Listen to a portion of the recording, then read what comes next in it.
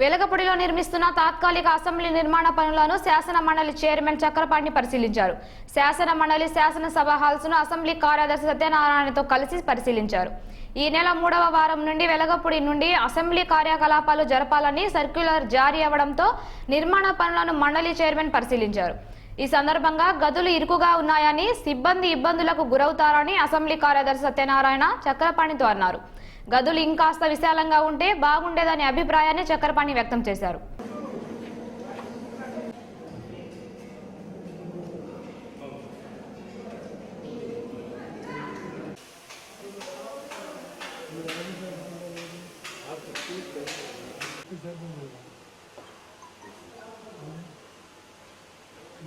అందరూ